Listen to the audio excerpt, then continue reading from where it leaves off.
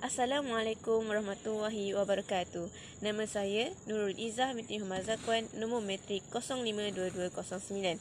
Pada hari ini, saya akan berkongsi mengenai Ibnu Asakir, iaitu seorang tokoh sejarawan Islam. Siapakah Ibnu Asakir? Ibnu Asakir adalah seorang ulama Sunni, sejarawan, seorang pelajar mistik Sunni kepada Abu Al-Najib Suhrawardi. Nama penuh beliau adalah Ali Ibnu Al-Hasan Ibnu Hibatullah Ibnu Abdullah Tiqauddin Abu Al-Qasim. Beliau juga dikenali sebagai Ibnu Asakir Al-Dimashqi Al-Syafi'i Al-Ash'ari.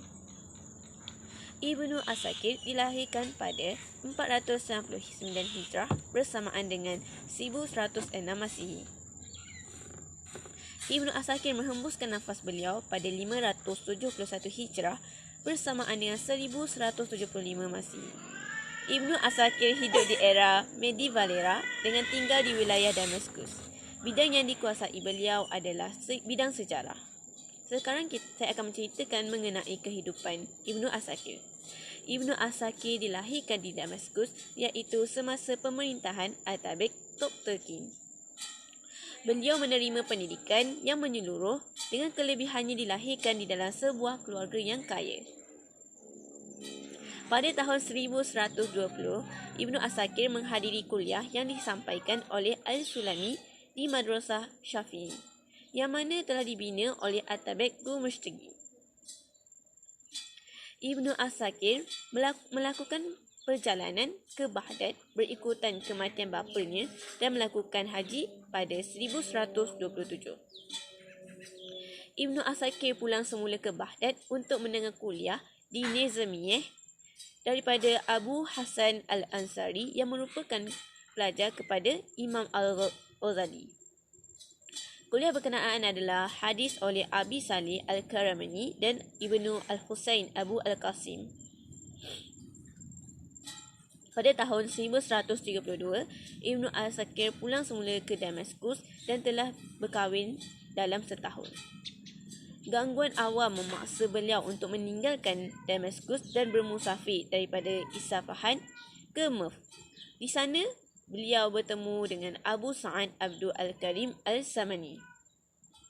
Bersama dengan Al-Samani, beliau terus melakukan perjalanan hingga ke Nishapur dan Herat.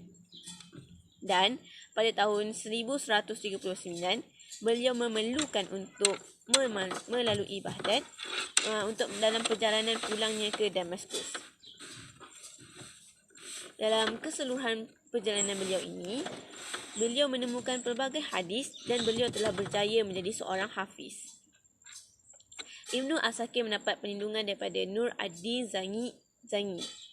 Oleh itu, Ibnu Asakir dapat menulis buku yang bertajuk Tarikh Dimashqi.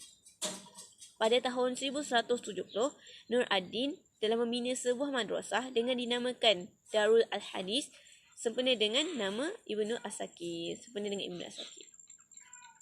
Sekarang kita akan menerangkan mengenai hasil karya Ibnu Asakir. Ibnu Asakir telah menghasilkan pelbagai karya yang bermanfaat, antaranya History of Damascus, yang merupakan buku atau rujukan yang penting berkenaan sejarah Islam Syria yang merangkumi pengkisahan kehidupan tokoh yang tinggal atau pernah melawat Damaskus.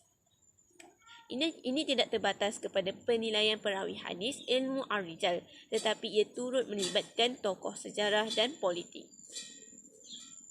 Apabila tokoh Islam disebutkan, Ibnu Asakir berusaha mengumpulkan sebanyak mungkin maklumat tentang tokoh tersebut, tidak mengira sama ada maklumat tersebut adalah palsu ataupun benar, dengan menyertakan rantai pencermitaan yang lengkap.